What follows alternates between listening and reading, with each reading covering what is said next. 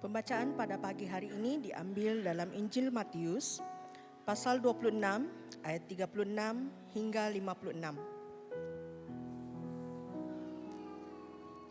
Maka sampailah Yesus bersama-sama murid-muridnya ke suatu tempat yang bernama Getsemani. Lalu ia berkata kepada murid-muridnya, "Duduklah di sini, sementara aku pergi ke sana untuk berdoa." Dan ia membawa Petrus dan kedua anak Zebedeus sertanya. Maka mulalah ia merasa sedih dan gentar. Lalu katanya kepada mereka, "Hatiku sangat sedih, seperti mau mati rasanya. Tinggallah di sini dan berjaga-jagalah dengan aku." Maka ia maju sedikit, lalu sujud dan berdoa katanya, "Ya Bapakku, jikalau sekiranya mungkin, biarlah cawan ini lalu daripadaku. Tetapi janganlah seperti yang Engkau kehendaki, melainkan seperti yang Engkau kehendaki." Setelah itu ia kembali kepada murid-muridnya itu dan mendapati mereka sedang tidur. Dan ia berkata kepada Petrus, "Tidakkah kamu sanggup berjaga-jaga 1 jam dengan aku? Berjaga-jaga dan berdoalah, supaya kamu jangan jatuh ke dalam pencobaan. Roh memang penurut, tetapi daging lemah." Lalu ia pergi untuk kedua kalinya dan berdoa katanya, "Ya Bapakku, jikalau cawan ini tidak mungkin lalu, kecuali apabila aku meminumnya, jadilah kehendak-Mu." Dan ketika ia kembali pula, ia mendapati mereka sedang tidur, sebab mata mereka sudah berat. Ia membiarkan mereka di situ, lalu pergi dan berdoa untuk ketiga kalinya dan mengucapkan doa yang itu juga. Sesudah itu ia datang kepada murid-muridnya dan berkata kepada mereka, "Tidurlah sekarang dan istirahatlah. Lihat, saatnya sudah tiba bahwa Anak Manusia diserahkan ke tangan-tangan orang-orang berdosa. Bangunlah, marilah kita pergi, Dia yang menyerahkan aku sudah dekat." Waktu Yesus masih berbicara, datanglah Yudas, salah seorang dari ke-12 murid itu, dan bersama-sama dia serombongan besar orang yang membawa pedang dan pentung, disuruh oleh imam-imam kepala dan tua-tua bangsa Yahudi. Orang yang menyerahkan dia telah memberitahukan tanda ini kepada mereka. "Orang yang akan kucium, itulah dia, tangkaplah dia." Dengan segera ia maju mendapatkan Yesus dan berkata, "Salam Rabi," lalu mencium dia. Tetapi Yesus berkata kepadanya, "Hai teman, untuk itukah engkau datang?" Maka majulah mereka memegang Yesus dan menangkapnya. Tetapi seorang dari mereka yang menyertai Yesus menghulurkan tangannya, menghunus pedangnya dan mentakkannya kepada hamba imam besar sehingga putus telinganya. Maka kata Yesus kepadanya, "Masukkanlah pedang itu kembali ke dalam sarungnya, sebab barang siapa menggunakan pedang akan binasa oleh pedang. Atau kau sangka bahwa aku tidak dapat berseru kepada Bapakku supaya ia segera mengirim lebih dari 12 pasukan malaikat membantu aku? Jika begitu, bagaimanakah akan digenapi yang tertulis dalam kitab suci yang mengatakan bahwa harus terjadi demikian?" Pada saat itu Yesus berkata kepada orang banyak, "Sangkamu aku ini penyamun, maka kamu datang lengkap dengan pedang dan pentung untuk menangkap aku? Padahal tiap-tiap hari aku duduk mengajar di Bait Allah dan kamu tidak menangkap aku. Akan tetapi semua ini terjadi supaya genap yang ada tertulis dalam kitab nabi-nabi." Lalu semua murid itu meninggalkan dia dan melarikan diri. Demikianlah firman Tuhan. Syukur kepada Allah. Shalom jemaat Tuhan. Shalom. Shalom. Haleluya. Ya, saya bersyukur hari ini karena lihat Anda semua ya semakin ramai ya, semakin memenuhi ibadah. Coba lihat ya, mungkin kita tidak dapat lihat kiri kanan kita. Katakan kepada kiri kanan Anda, katakan, "Adakah kamu siap mendengar firman Tuhan?" Oke, silakan duduk jemaat Tuhan. Ya. Jadi ya, kita masih meneruskan ya siri khotbah kita ya di dalam Injil Matius, dan kali ini kita sudah memasuki di dalam pasal yang ke-26. Seperti mana lanjutan daripada siri khotbah yang kita belajar minggu lalu. Ya, di minggu lalu bila kita mengimbas kembali, ya bagaimana kita memahami arti perjamuan kudus, kan? Kita sudah belajar tentang arti perjamuan kudus, di mana kita sama-sama memahami ketika kita datang untuk menerima perjamuan itu, ada sesuatu yang harus kita pahami, yang harus kita selami baik-baik. Ya, karena di dalam perjamuan kudus itu sudah diinstitusikan oleh Yesus sendiri, di mana Dia mendirikan satu perjanjian yang baru. Ya, perjanjian yang baru yang dimeterai dengan darahnya, ya di mana tubuh Yesus dipecahkan supaya membawa pemulihan, supaya setiap orang-orang yang percaya kepadanya akan dibawa masuk ke dalam hadiratnya. Maka setiap kita juga oleh darahnya yang tercurah bagi setiap kita memberikan pengampunan dosa bagi setiap orang yang percaya untuk selama-lamanya. Nah, itu yang kita sudah pelajari. Jadi perjamuan kudus mendorong kita. Ketika kita menghadap ke meja Tuhan, perjamuan kudus akan membawa kita mengingat kembali bagaimana Tuhan sendiri yang telah melakukan pengorbanan melalui kasih-Nya yang terbesar bagi setiap kita. Kita bersyukur bahwa di dalam kasih yang luar biasa memberikan suatu pengharapan, ada suatu keselamatan untuk kita semua. Tetapi untuk kita menoleh ke hadapan, ya marilah kita melihat dengan penuh pengharapan dan juga dengan penantian bahwa Yesus akan datang kedua kalinya bagi setiap kita semua. Itulah pengharapan bagi setiap kita ketika kita melihat perjamuan kudus. Nah, untuk hari ini kita melihat bahwa selepas perjamuan terakhir yang Yesus lakukan, Dia kemudian membawa 11 orang muridnya untuk naik ke Bukit Zaitun menuju ke taman Getsemani. Ya, kemudian Dia meninggalkan 8 orang di pintu masuk taman itu. Ya, kemudian Dia membawa 3 orang muridnya. Ya, 3 orang muridnya yang paling dekat dengan Dia, yaitu Petrus, Yakobus dan juga Yohanes bersama-sama. Nah, jadi ini merupakan peristiwa, ya, bukan kali pertama Yesus membawa 3 murid ini yang paling dekat dengan Dia. Ya, ada 3 peristiwa yang sudah berlaku termasuk yang ini. Yang pertama adalah ketika Yesus menaiki gunung, di mana kalau kita lihat ada satu peristiwa di mana memperlihatkan kemuliaan Yesus, wajahnya bercahaya, ya pakaian menjadi putih berkilau, ya itu menyingkap akan identiti Yesus tentang kemuliaannya. Kalau kita baca di dalam Matius 17 yang lalu. Kemudian yang kedua adalah bagaimana Yesus berada di rumah Yairus, kemudian Dia membangkitkan anak perempuan Yairus yang sudah mati. Itu juga bersama dengan 3 muridnya yang Dia kasih. Dan yang ketiga dan kali ini ya Yesus sekali lagi membawa 3 orang murid ini ke Taman Getsemani. Yesus mau supaya ketika Yesus bawa mereka, Yesus berkata mau mereka berjaga-jaga dan berdoa bersama-sama dengan Dia. Supaya apa? Supaya mereka tidak jatuh di dalam pencobaan. Ya, karena pada waktu ini Yesus mengambil waktu untuk berdoa ya di Taman Getsemani. Saya percaya kita sangat tahu ceritanya. Tetapi ada makna yang kita akan belajari bersama-sama. Ya, bahwa di dalam perjalanan Yesus sebenarnya Dia sedang menggenapi misi melalui kematiannya di atas kayu salib demi menebus manusia daripada dosa. Jadi itulah yang terjadi. Ya, di dalam hari ini, di dalam pemahaman kita akan sama-sama merenungkan apa kisah di Taman Getsemani. Apa maknanya?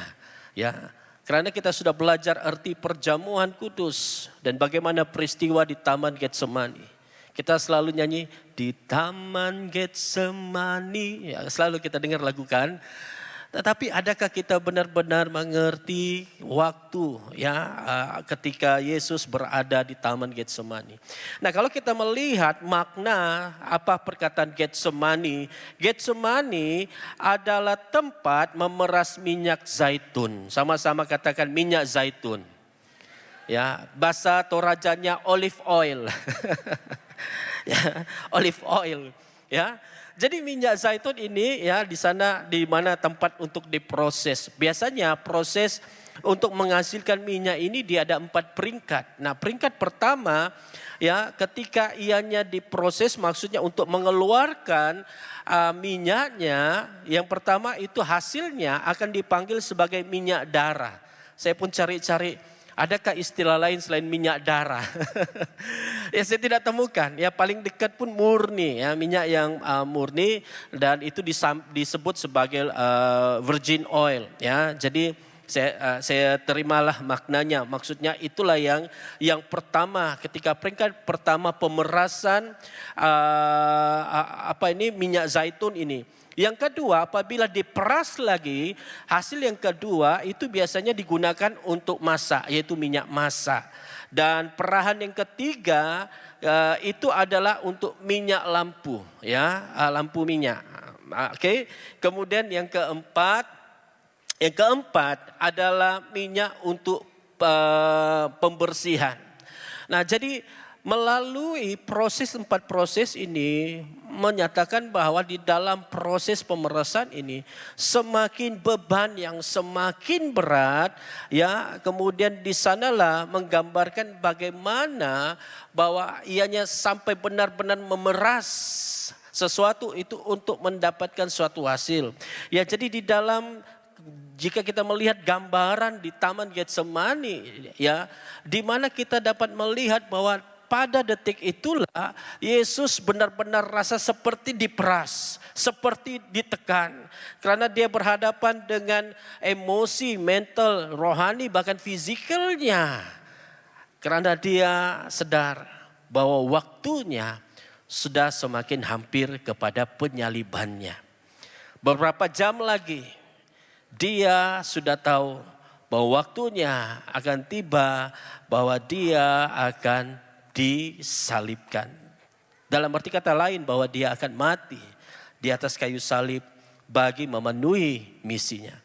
Jadi daripada yang kita lihat waktu itu, Yesus memilih ya Taman Getsemani untuk berdoa. Merupakan suatu penggenapan yang luar biasa. Bagaimana Tuhan sudah merencanakan daripada awal. Bagaimana juga kita akan sama-sama belajar. Bagaimana kita juga berhadapan dengan isu-isu ataupun perkara-perkara yang sukar di dalam hidup kita. Yesus sendiri di dalam kemanusiaannya, dia juga memiliki rasa tertekan, rasa beban. Bagaimana lagi kita manusia yang tidak sempurna juga akan berhadapan dengan isu-isu yang berat di dalam hidup kita. Jadi kalau kita belajar kembali ya, apa yang Yesus lakukan adalah dia mencari Allah di dalam kesedihannya. Ya, sama-sama katakan mencari Allah. Karena Yesus tahu bahwa dia berhadapan hal yang berat. Makanya dia mencari suatu tempat yang sunyi untuk dia berdoa. Dia berdoa kepada Allah.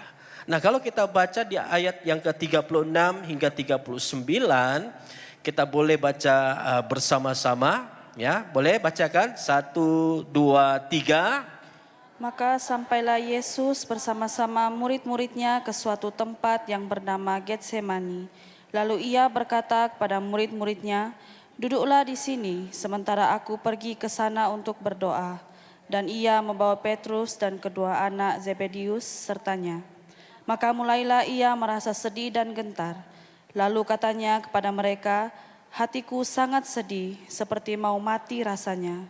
Tinggallah di sini dan berjaga-jagalah dengan aku."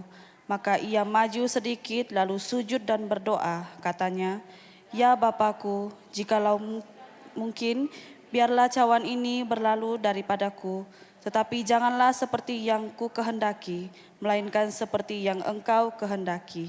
Nah, pada ayat yang terakhir saya suka bila kita bacakan kembali, maka ia maju sedikit lalu sujud dan berdoa. Apa doa Yesus? Yesus berkata, "Ya Bapakku, jikalau sekiranya mungkin, biarlah cawan ini lalu daripadaku, tetapi janganlah seperti yang ku kehendaki, melainkan seperti yang Engkau kehendaki."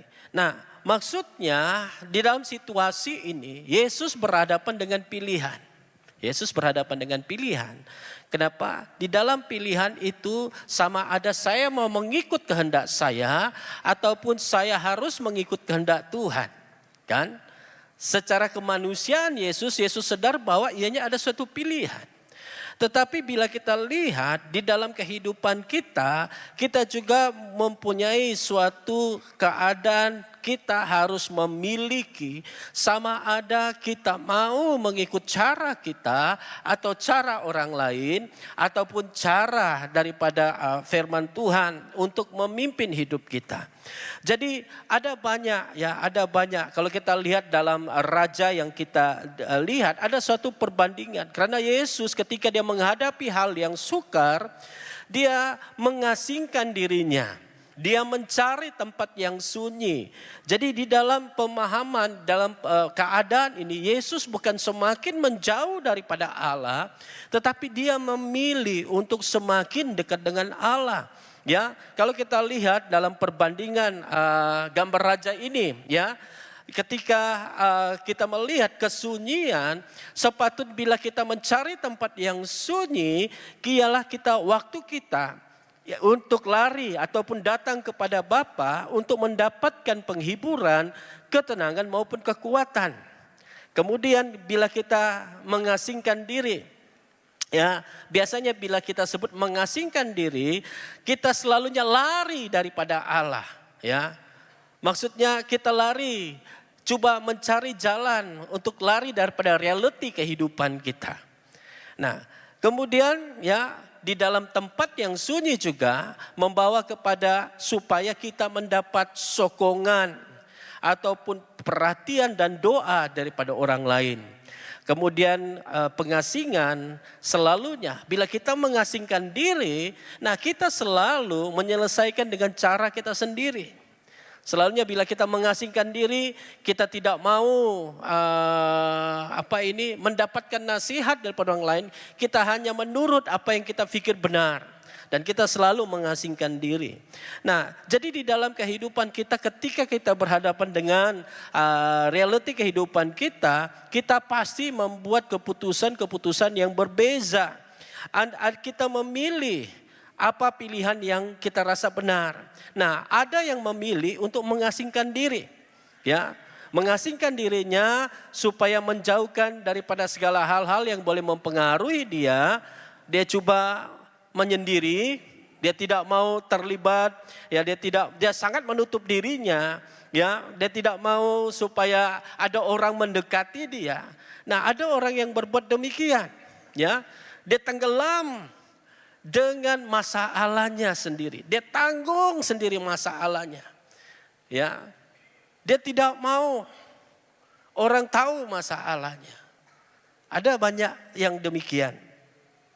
Dia sangat berat, ya. Dia sangat tidak tahu macam mana mau buat. Tetapi apa yang dia buat adalah dia pendam, diam-diam di dalam hatinya.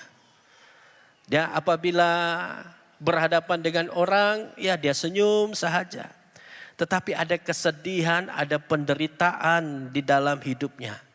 Di sebalik senyuman yang dia berikan. Nah, jadi itulah realiti. Ada yang memilih demikian. Ada juga yang memilih untuk melampiaskan tekanan mereka kepada orang lain. Karena dia berhadapan dengan masalah tekanan sehingga orang lain juga ya rasa ya sehingga menyalahkan ya sehingga kita di sini dikatakan bahwa kita mulai melibatkan diri dengan tabiat-tabiat yang buruk ya. Karena bila sudah tidak puas hati, kita sudah mencari orang-orang yang boleh menerima pikiran kita. Kemudian ada juga untuk melupakan dengan cara demikian, dia berjudi, dia minum dan segalanya. Ya. Karena apa? Karena dia ingin melampiaskan tekanan dalam dirinya.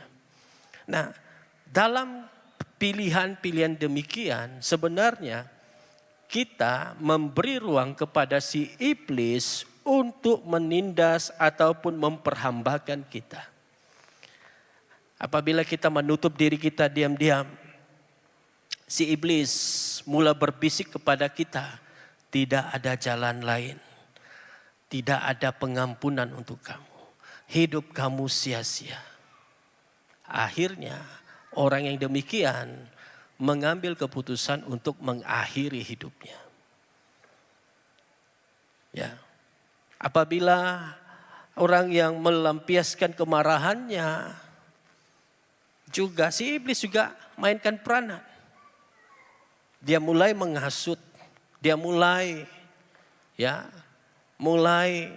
membuat banyak tuduhan-tuduhan. Dia mulai dikatakan di sini di dalam firman Tuhan, dia mengatakan bahwa setiap apa yang dia buat, dia rasa ini tidak benar. Sehingga gereja pun dia tidak mau datang sudah. Karena si iblis mengambil tempat, meracuni pikiran kita, memperdaya kita, bahkan memperhambakan kita. Ya, sehingga apa yang didengar firman Tuhan, yang dikabarkan, wah hati kita berat mau terima. Si iblis mula memainkan peranan dalam bahagian ini. Nah, jadi itulah demikian ya, ketika Yesus berhadapan dengan hal yang berat, dia memanggil 3 rakan yang paling dekat, yang dia sebut sebagai sahabat saudaranya, untuk bersama-sama dengan dia berdoa. Ya, dia bawa 3 orang, dia boleh bawa 8 orang, tetapi bagi dia 3 orang nilai yang paling rapat dengan dia, yang sangat memahami dia, untuk ada bersama-sama dengan dia. Kemudian Yesus berkata, ya, berjaga-jaga dan berdoalah. Ya, kemudian Yesus juga mengambil satu ruang tempat untuk dia berdoa. Karena pada waktu itu, ya, kalau kita lihat bahwa Yesus juga memerlukan untuk suatu memberikan kekuatan kepada dia. Karena secara manusia kita sukar untuk memahami beban ataupun suatu yang dia harus tanggung, derita yang harus dia tanggung di dalam memenuhi misinya untuk menggantikan tempat kita manusia. Kita mungkin tidak dapat membayangkan betapa beratnya. Tetapi bayangkan kalau kita saja manusia, ada suatu dosa yang menekan hidup kita sehingga kita merasa selalu dihakimi dengan dosa itu mengikat kita. Bagaimana Yesus yang harus menanggung seluruh dosa umat manusia yang akan ditanggungkan kepada dia. Maka tidak heran kalau Yesus mengalami suatu kekelaman ketika dia datang kepada Tuhan.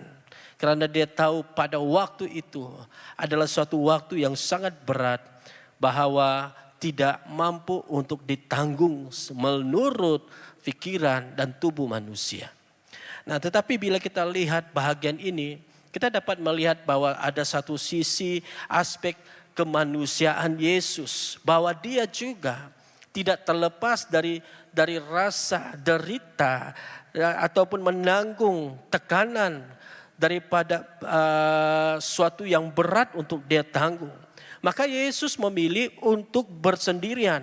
Nah, maksud bersendirian adalah waktu untuk dia bersendiri dengan Allah, untuk mencari wajahnya, untuk memperoleh pertolongan daripada Tuhan. Karena dia tahu bahwa hanya di dalam Allah dia boleh menerima kekuatan. Hanya di dalam Allah dia dapat menerima penghiburan dan pertolongan daripada Tuhan.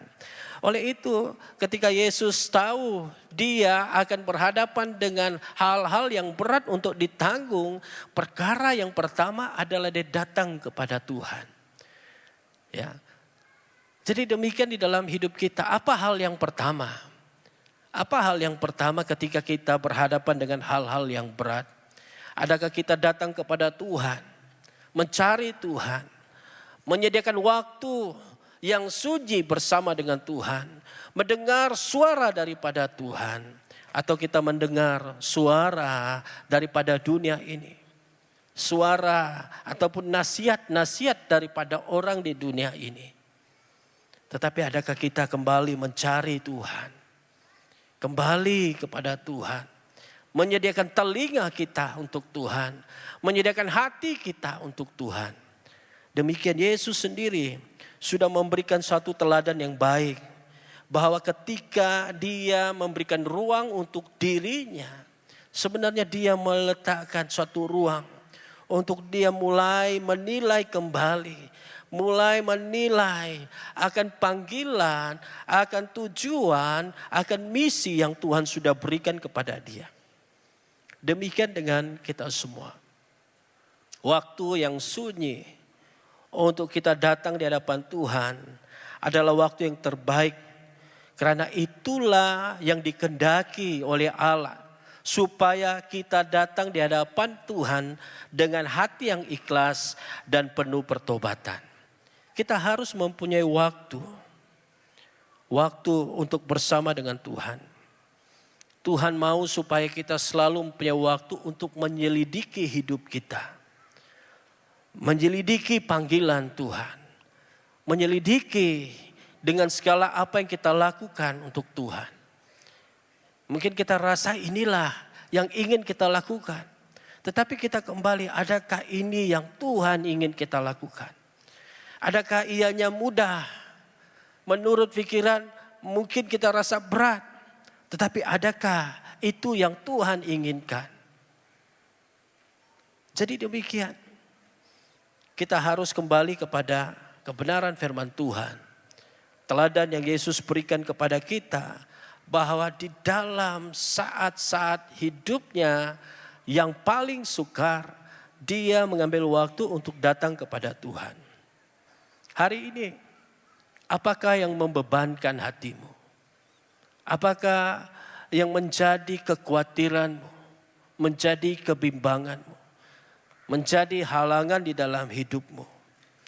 Mungkin pekerjaanmu hari ini. Kamu bergumul dengan pekerjaanmu. Mungkin pendapatannya tidak cukup. Ataupun mungkin kamu baru saja diberhentikan.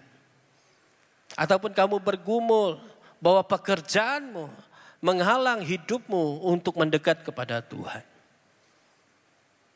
Mungkin Anda sedang berhadapan dengan dalam keluargamu. Mungkin anak-anak yang selalu menjadi doamu. Anda selalu bergumul untuk anak. Mungkin anak sedang sakit. Menjadi doa Anda. Menjadi pergumulan Anda. Atau mungkin keluarga. Orang tua Anda yang semakin tua. Dan menjadi suatu hal yang meletihkan atau membebankan. Atau sesuatu yang kamu rasa ini suatu yang berat untuk ditanggung secara manusia. Karena kamu dibatasi dengan keuangan. Kamu dibatasi dengan setiap keperluan. Kamu harus bekerja. Tidak ada yang dapat menjaga orang tua. Adakah itu menjadi beban di dalam hidupmu hari ini? Bahwa itulah realiti di dalam hidup kita. Tetapi adakah situasi-situasi tersebut membuat kita semakin mendekat kepada Tuhan, atau setiap situasi tersebut membuatkan kita semakin jauh daripada Tuhan? Yesus berhadapan dengan suatu situasi yang sangat berat, tetapi dia memilih untuk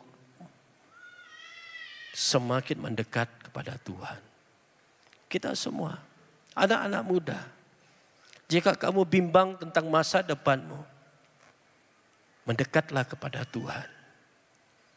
Bangunlah hidupmu kepada Tuhan.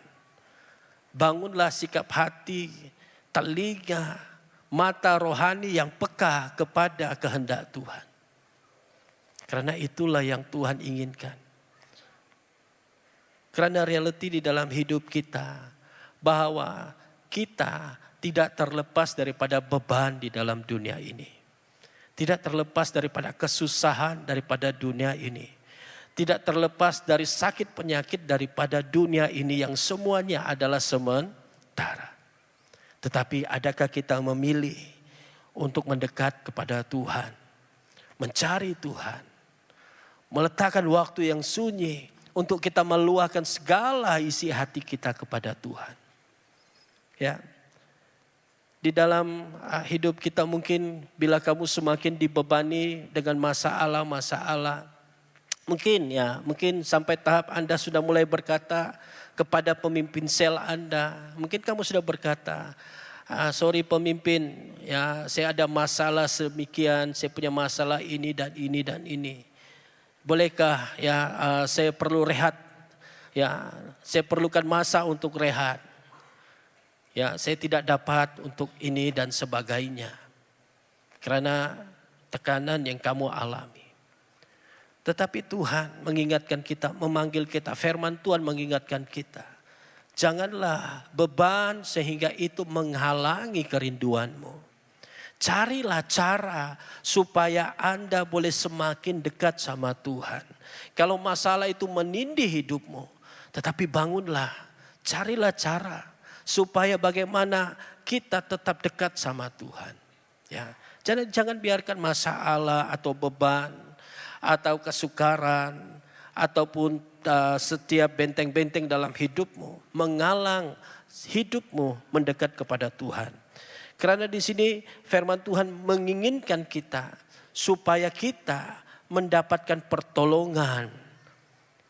Dapatkan pertolongan.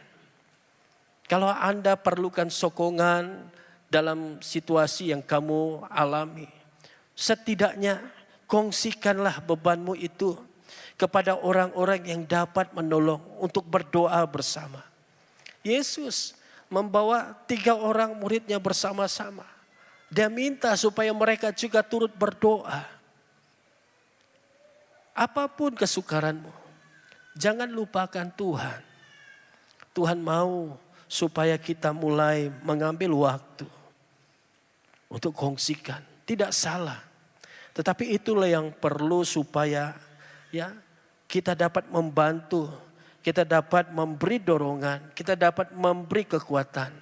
Apalagi yang Tuhan akan berikan kepada Anda pertolongannya dalam saat-saat yang sukar.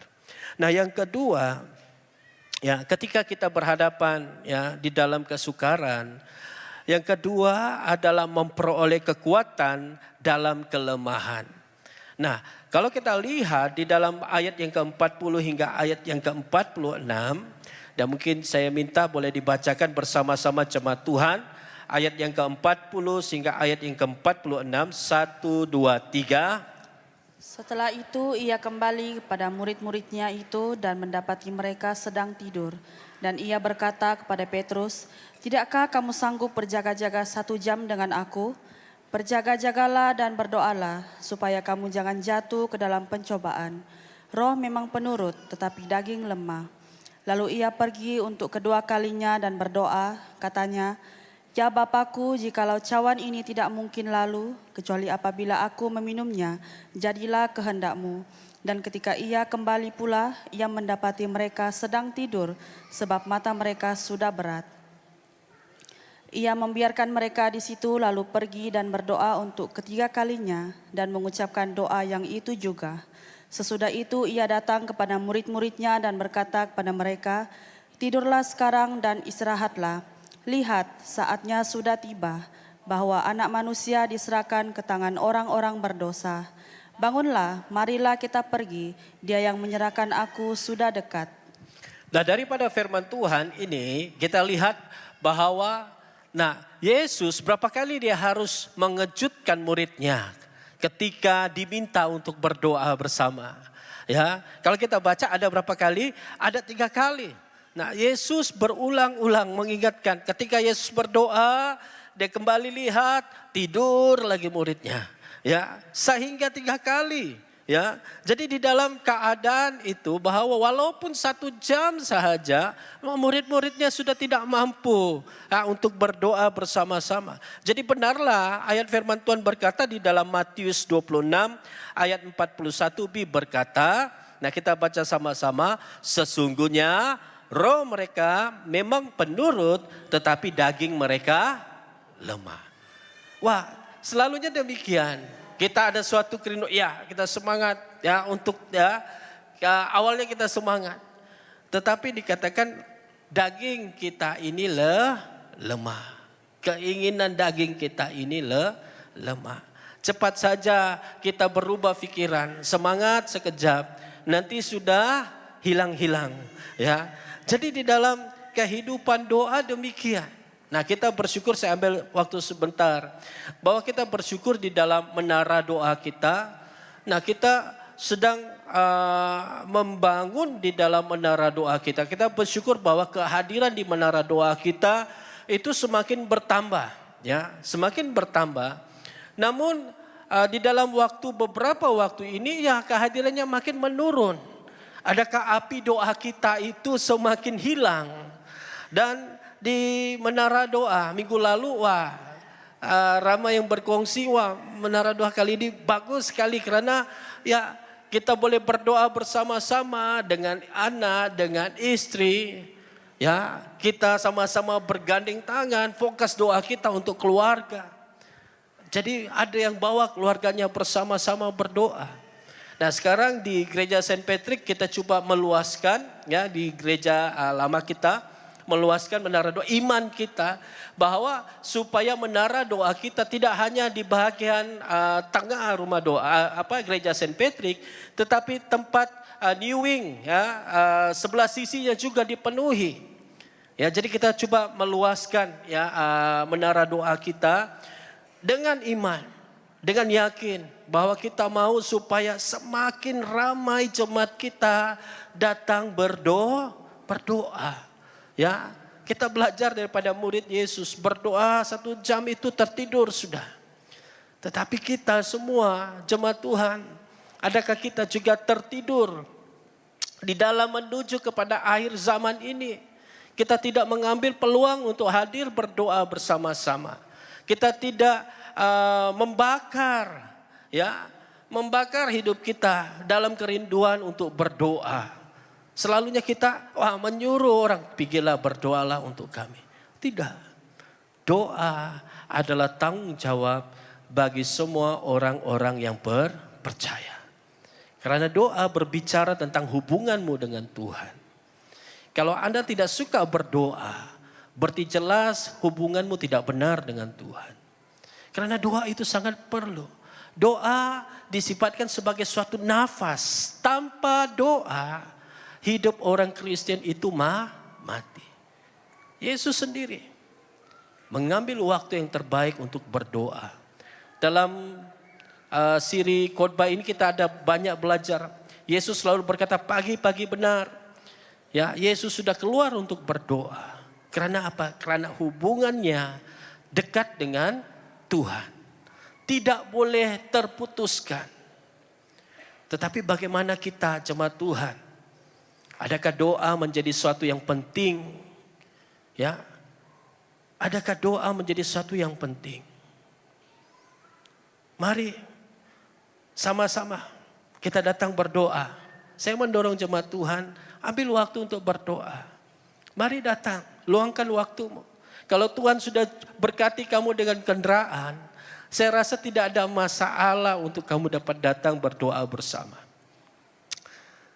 Bahkan saya percaya bahwa kamulah yang dipanggil Tuhan untuk memberkati jemaat Tuhan yang tidak punya kendaraan di dalam membantu mereka untuk hadir bersama-sama.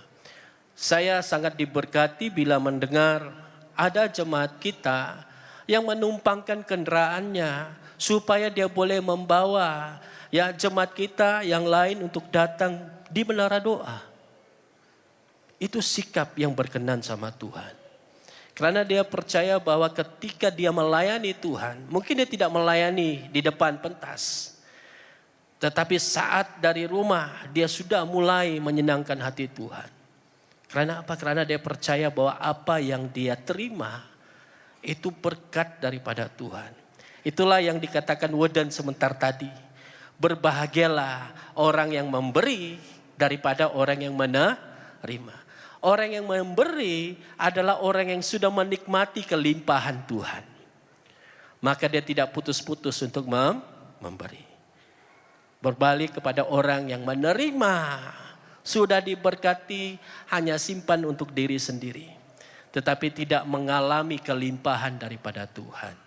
Jadi demikian, dalam kita membangun hubungan dengan Tuhan, kita harus mulai membangun kehidupan di dalam doa.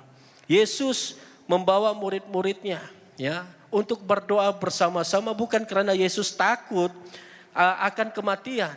Yesus tahu bahwa dia akan disalib, maka dia takut, doakanlah aku, sekejap saya mati. Tidak. Ya, itu bukan alasan. Yesus kenapa dia membawa sahabat-sahabatnya untuk berdoa? Kenapa dia datang kepada Tuhan berdoa? Tidak demikian. Tetapi Yesus datang untuk berdoa, bergumul di dalam doa, karena dia mengalami suatu kesedihan di mana dia akan mengalami perpisahan dengan Allah karena murka dosa umat manusia. Karena dia takut, dia terpisah daripada Tuhan. Kalau kita terpisah daripada Tuhan tidak rasa apa-apa. Tetapi Yesus, yang dia takuti adalah ketika dia terpisah. Karena dia harus ditimpakan segala dosa umat manusia di dalam hidupnya. Murka Tuhan terhadap dosa turun ke atas hidupnya. Jadi itulah yang dia takuti. Maka dia memesan kepada rekan-rekan murid yang lain, berdoalah supaya kamu juga tidak ditimpa pencobaan. Dan hasilnya kita lihat ya, kita juga sudah tahu bahwa semua murid-murid juga lari, meninggalkan Tuhan, dicobai, menyangkal Tuhan. Tetapi itulah penting firman Tuhan mengingatkan kita bahwa tentang kehidupan doa itu adalah sangat penting. Karena di dalam 2 Korintus 5 ayat 21 berkata, dia yang tidak mengenal dosa telah dibuatnya menjadi dosa karena kita, supaya di dalam dia kita dibenarkan oleh Allah. Itulah yang menjadi ketakutan Yesus, kesedihan bagi Yesus terpisah daripada Allah, bahwa dia yang tidak mengenal dosa dibuatnya menjadi dosa karena dia harus menggantikan kita. Jadi secara akal manusia seperti saya katakan bahwa kita tidak benar-benar sebenarnya memahami berapa berat cawan kemurkaan Allah atas dosa manusia yang ditanggungkan, ditimpahkan kepada Yesus. Kita tidak benar-benar memahami. Tetapi Yesus ketika dia berhadapan saat itu dia benar-benar merasa sangat berat. Dia merasa sangat berat karena dia pun sendiri tahu bahwa Allah akan memalingkan wajahnya daripada Yesus. Itulah penderitaan yang tidak terungkapkan oleh Yesus. Demikian kalau kita baca ya di dalam pembacaan tadi ada 3 kali. Ada 3 kali Yesus berdoa untuk tentang apa yang akan dia alami. Ya di dalam ayat 39, ayat 42 dan juga ayat 44. Yesus berkata di ayat yang ke-39. Ya Bapakku, jikalau sekiranya mungkin, biarlah cawan ini lalu daripadaku, tetapi janganlah seperti yang ku kehendaki, melainkan seperti yang engkau kehendaki. Nah sekali lagi dia berdoa, dia berkata di ayat yang ke-42. Ya Bapakku, jikalau cawan ini tidak mungkin lalu, kecuali apabila aku meminumnya, jadilah kehendakmu. Kemudian ayat yang ke-43 dan 44 Yesus berdoa untuk ketiga kalinya dengan ayat yang sama. Yesus menyadari bahwa ianya adalah suatu yang berat untuk ditanggung. Tetapi yang kita boleh belajari bersama teladan daripada Yesus adalah tentang ketekunannya di dalam doa. Ketekunannya di dalam doa. Dia tetap berdoa. Walaupun dia sudah pasti bahwa itulah panggilannya. Itulah yang Tuhan sudah tentukan untuk dia. Tetapi dia tetap berdoa. Biarlah kehendak-Mu lah yang jadi. Bukan seperti kehendak. Dia berdoa. Di dalam hidup kita, kita juga bergelut dengan masalah dalam hidup kita. Berapa teguh kita tetap berdoa kepada Tuhan. Atau kita sudah mulai putus asa, kita sudah mulai kecewa, kita sudah mulai meninggalkan Tuhan. Tetapi Yesus mengajarkan kita bahwa dia tetap bertekun. Kalau kita lihat baik-baik bahwa di dalam pembacaan itu ya, bahwa sehingga ya pembuluh darahnya ya seperti titisan darah ya. Pembuluh pelunya adalah seperti titisan darah. Nah itu dari segi terminologi perubatan dikatakan bahwa ianya disebut sebagai hematidrosis ya. Hematidrosis maksudnya pencampuran darah dengan peluh. Ketika Yesus berdoa, peluhnya itu seperti titisan darah. Karena pembuluh darahnya sudah pecah karena beban yang dia harus tanggung. Tetapi dia tidak henti-henti berdoa. Karena Yesus adalah pribadi yang sempurna. Namun dia merasakan akan beban dosa yang harus dia tanggung. Jadi dia adalah anak Allah. Misinya adalah untuk datang ke dunia, mati di kayu salib untuk seluruh umat manusia. Jadi berapa tekun kita berdoa dan menyerahkan beban kita kepada Allah. Apapun masalahmu, apapun bebanmu, Tuhan sudah memberikan satu teladan bagi kita. Mari datang, bawakan segalanya kepada Tuhan. Jangan melupakan Tuhan. Tuhan selalu menantikan kita. Bahkan dia sudah memberikan teladan dalam sikap doanya kepada Allah. Bagaimana kita manusia adalah ciptaannya yang harus juga tunduk kepada Tuhan. Nah yang ketiga, ketika kita berhadapan dengan beban yang berat, nah kita harus berserah kepada kehendak Allah. Kita baca sekali lagi di ayat yang ke-47 dan ayat yang ke-56. Mari bacakan bersama-sama. 1, 2, 3. Waktu Yesus masih berbicara, datanglah Yudas, salah seorang dari ke-12 murid itu, dan bersama-sama dia serombongan besar orang yang membawa pedang dan pentung, disuruh oleh imam-imam kepala dan tua-tua bangsa Yahudi. Orang yang menyerahkan dia telah memberitahukan tanda ini kepada mereka. Orang yang akan kucium, itulah dia, tangkaplah dia. Dan segera ia maju mendapatkan Yesus dan berkata, "Salam Rabi," lalu mencium dia. Tetapi Yesus berkata kepadanya, "Hai teman, untuk itukah engkau datang?" Maka majulah mereka memegang Yesus dan menangkapnya. Tetapi seorang dari mereka yang menyertai Yesus mengulurkan tangannya, menghudus pedangnya dan meletakkannya kepada hamba imam besar sehingga putus telinganya. Maka kata Yesus kepadanya, "Masukkan pedang itu kembali ke dalam sarungnya, sebab barang siapa menggunakan pedang akan binasa oleh pedang. Atau kau sangka bahwa aku tidak dapat berseru kepada Bapa-Ku supaya ia segera mengirim lebih dari 12 pasukan malaikat membantu aku? Jika begitu, bagaimanakah akan digenapi yang tertulis dalam kitab suci yang mengatakan bahwa harus terjadi demikian?"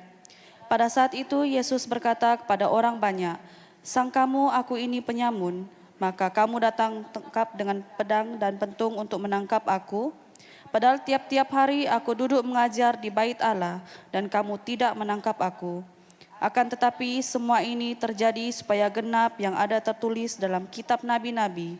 Lalu semua murid itu meninggalkan dia dan melarikan diri. Jadi ayat yang terakhir kita lihat bahwa akan tetapi semua ini terjadi supaya genaplah apa yang ditulis dalam kitab nabi-nabi, dalam kitab perjanjian lama. Dan pada ketika itu, ketika Yesus telah ditangkap, semua murid-murid meninggalkan dia dan melarikan diri. Nah setelah Yesus berdoa, ya Di sanalah di mana kita lihat bahwa benar sekali bahwa pengkhianatan terjadi. Ya, siapa yang mengkhianati Yesus adalah Yudas. Karena dari tadi kita kata 11 orang, 1 orang tidak naik. Yudas tidak join. Dan pada kali ini dia join bukanlah untuk berdoa, tetapi untuk membawa orang untuk menangkap Yesus. Nah, jadi demikian. Yudas adalah pengkhianat di mana seperti mana yang sudah dia katakan di dalam perjamuan perjamuan akhir bersama dengan murid-muridnya. Dan pada ketika itu benar sekali bahwa Yudaslah yang membawa askar-askar untuk menangkap Yesus pada masa itu. Ya, dengan harga 30 keping uang perak. Ya, harga seorang hamba. Nah, pada ketika itu kalau kita lihat di dalam pembacaan bahwa Yudas ketika dia bertemu dengan Yesus merupakan suatu signal kepada kepada orang yang akan menangkap Yesus masa itu. Ya, sebab di dalam pembacaan yang awal sudah mereka mempunyai rencana. Ya, siapa yang akan aku cium, ya itulah orangnya. Itulah yang kamu harus tangkap. Ketika Yudas menghampiri Yesus, ya dia tidak panggil sahabat, tetapi dia panggil Rabi. Ya, dia tidak panggil Tuhan ataupun Tuhan. Tetapi Yesus ketika membalas kepada Yudas, Yesus masih berkata sahabat. Dia masih menyebut sebagai sahabat. Suatu tindakan yang penuh kasih, yang penuh harapan yang Yesus berikan. Suatu panggilan kepada Yudas untuk kembali melihat kesalahan yang dia buat pada masa itu.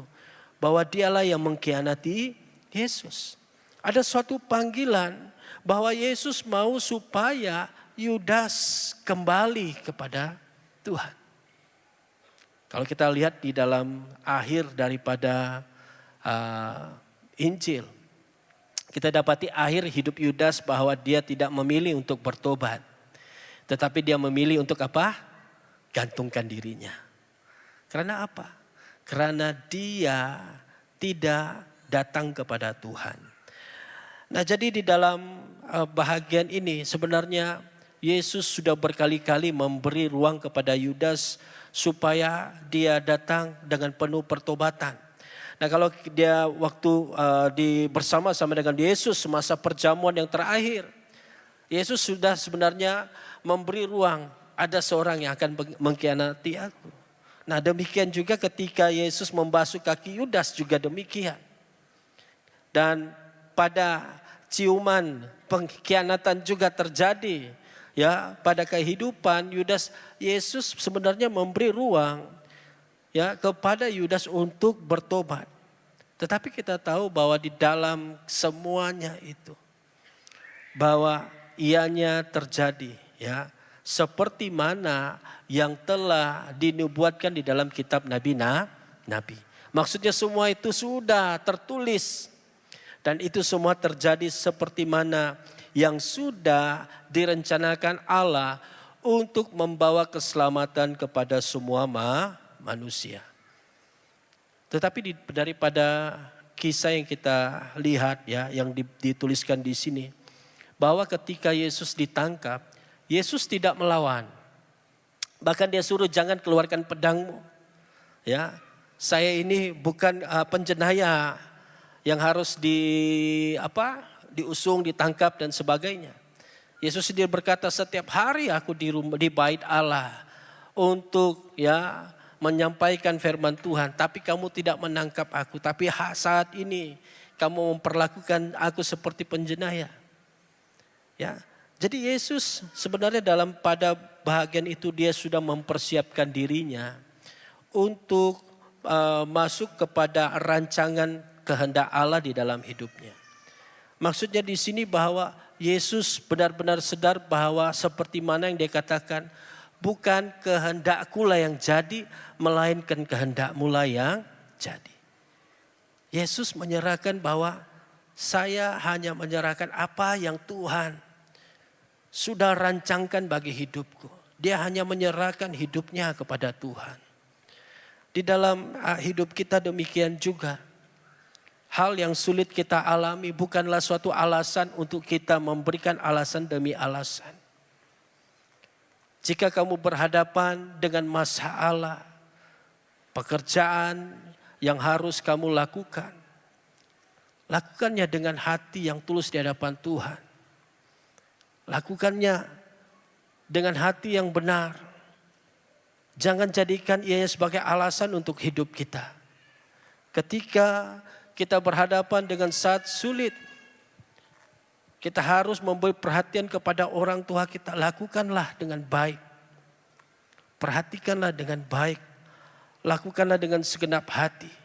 Karena itulah yang Tuhan kehendaki. Dan minta pimpinan Tuhan, minta pertolongan Tuhan supaya Tuhan memberi pertolongan di dalam hidup kita. Yesus hanya mampu berserah kepada Tuhan. Di dalam hidup kita, di luar kawalan kita. Sakit yang kita alami, kelemahan yang kita tanggung, di luar kemampuan kita. Tetapi kita harus mulai belajar berserah kepada Tuhan. Belajar untuk tetap bersandar kepada Tuhan. Belajar untuk benar-benar menyerahkan segalanya kepada Tuhan. Supaya Tuhanlah yang melakukan segala-galanya bagi setiap kita.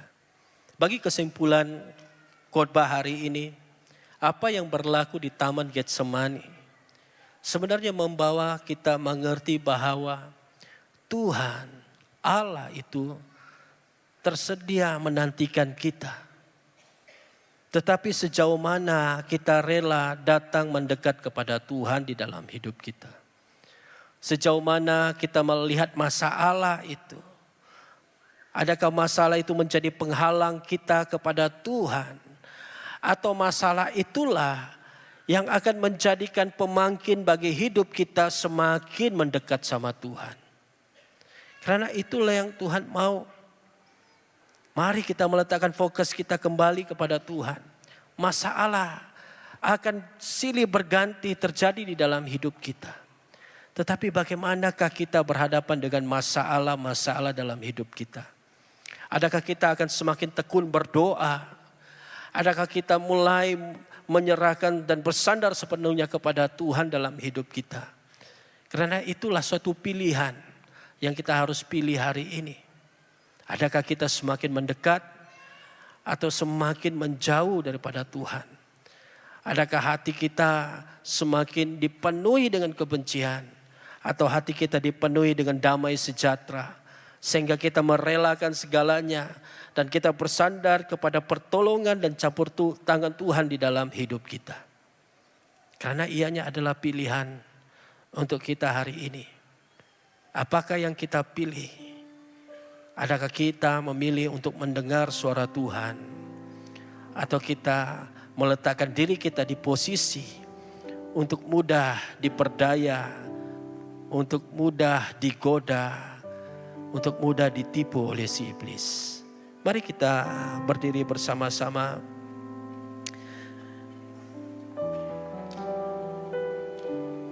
Marilah kita merenungkan baik-baik di dalam hidup kita. Saya percaya ada situasi yang berlaku di dalam hidup kita bukan seperti yang kita inginkan. Bukan seperti yang kita maukan. Tapi itu terjadi saat ini di dalam hidupmu. Perkara yang terjadi di dalam hidupmu itu benar-benar reality yang sedang kita alami. Tapi persoalannya adalah, adakah kita benar-benar mengandalkan Tuhan? Berserah penuh kepada Tuhan. Tuhan, saya mau dan saya rindu semakin dekat sama Engkau Tuhan. Tuhan, saya mau tahu keinginan hati-Mu. Saya ingin tahu rancangan-Mu bagi hidup saya. Tuhan, saya mau lihat kuasa-Mu. Saya mau lihat mujizat-Mu terjadi di dalam hidup saya. Tetapi yang Tuhan mau adalah kita mulai menyelidiki setiap hati kita. Adakah beban? Adakah rintangan? Adakah dosa yang menghalang kita sehingga menghalang hubungan kita mendekat sama Tuhan? Jadi mari bersama-sama sambil lagu ini dinyanyikan. Sambil lagu ini dinyanyikan, kita datang dengan penuh kerendahan hati di hadapan Tuhan. Ada banyak kebimbangan, ada banyak kekhawatiran, ada banyak ketakutan yang menghimpit hidupmu. Sehingga kita sudah tidak melihat Tuhan yang berkuasa dalam hidup kita. Masalah kita silih berganti dan terus menerus menghimpit hidup kita. Sehingga kita tidak menemukan jalan keluar. Sehingga dosa itu mengikat kita, menghukum kita. Mari bawakan doamu di hadapan Tuhan. Akuinya di hadapan Tuhan. Ceritakan isi hatimu kepada Tuhan. Karena Dia rindu untuk kita datang, menyerahkan segala ketakutan kita, kebimbangan kita. Bawakan semuanya di hadapan Tuhan. Serahkan kepada Tuhan.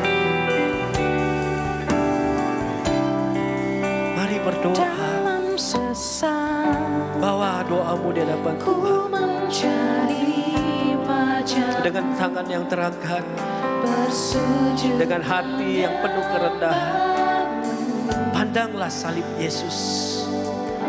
Katakan kepadanya, Tuhan, saya semakin jauh daripada Engkau Tuhan.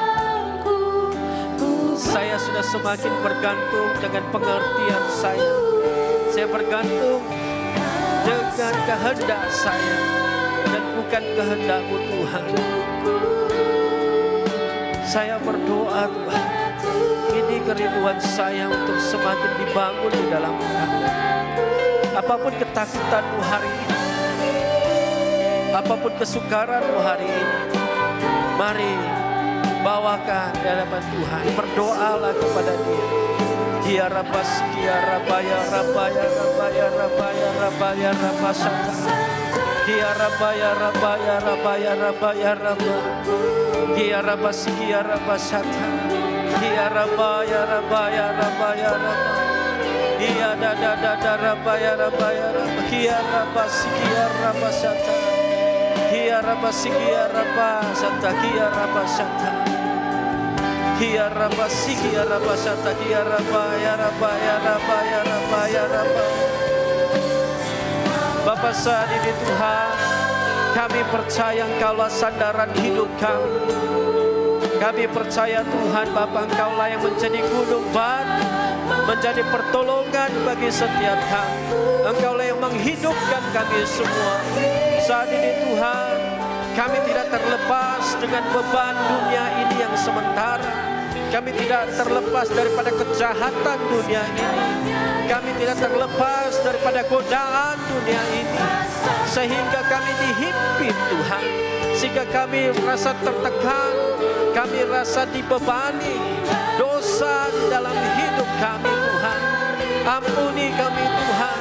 Jika kami melawan setiap pengaruh, setiap godaan, setiap serangan dengan kekuatan kami. Kami tidak datang kepadamu Tuhan. Ampuni kami Tuhan. Bawalah kami Tuhan untuk menikmati hubungan yang dekat dengan Tuhan. Apapun masalah kami, apapun beban kami, Engkau mengangkatnya Tuhan. Engkau memberikan kami damai sejahtera.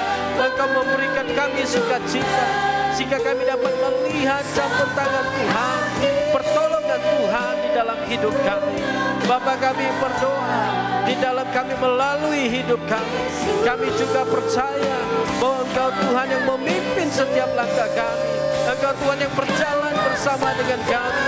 Engkau Tuhan yang membuka pintu-pintu berkat-Mu bagi setiap kami. Bapa kami berdoa, pimpinlah kami, berkatilah kami, lindungilah kami, jagalah kami, bebaskanlah kami, pulihkanlah kami, sembuhkanlah kami. Apapun beban yang ada, kami percaya di dalam nama Tuhan Yesus, Engkaulah yang menjadi pertolongan kami. menjadi tempat jawaban bagi setiap kami. Terima kasih Tuhan, Engkaulah yang kami handalkan di dalam hidup kami. Bapa, kami berdoa, kami menyerahkan hidup kami menyerahkan keluarga kami menyerahkan pelayanan kami menyerahkan usaha kami ke dalam tangan-Mu Tuhan. Engkaulah Tuhan yang dimuliakan, Engkaulah Tuhan yang ditinggikan, Engkaulah Tuhan yang diagungkan di dalam hidup kami. Bapa, kami berdoa, berikan kami mata untuk memandang kepada Engkau, berikan kami hati yang tertuju kepada Engkau, berikan kami telinga yang mendengar akan Engkau Tuhan. Bapa, kami berdoa, berkati setiap kami, pimpin setiap kami, jamah setiap kami, ubahkan setiap pikiran manusiawi kami, sehingga kami memikirkan hal-hal kerajaan surga, sehingga kami melihat akan pertolongan Tuhan, melihat akan campur tangan Tuhan, melihat akan perbuatan Tuhan di dalam hidup kami. Bapa, kami berdoa bukan menurut kekuatan kami, tetapi kekuatan Tuhanlah yang mengubah setiap kami, kekuatan Tuhanlah yang membentuk setiap kami, Tuhanlah yang mentransformasi setiap kami. Terima kasih Tuhan, terima kasih. Kami bersyukur Tuhan, kami bersyukur Tuhan, kami bersyukur Tuhan atas segala perkara yang sudah Engkau lakukan di dalam hidup kami, di dalam kami bertahan melalui masalah kami, di dalam kami bertahan menghadapi cabaran hidup kami. Kami percaya Engkaulah Tuhan yang selalu ada di pihak kami. Terima kasih Tuhan, terima kasih Tuhan. Kami bersyukur, dan kami percaya, kami berdoa semua ini hanya di dalam nama Tuhan Yesus. Yang percaya katakan amin. Mari bersama-sama kita naikkan lagu ini sebagai doa kita, respon kita kepada Tuhan.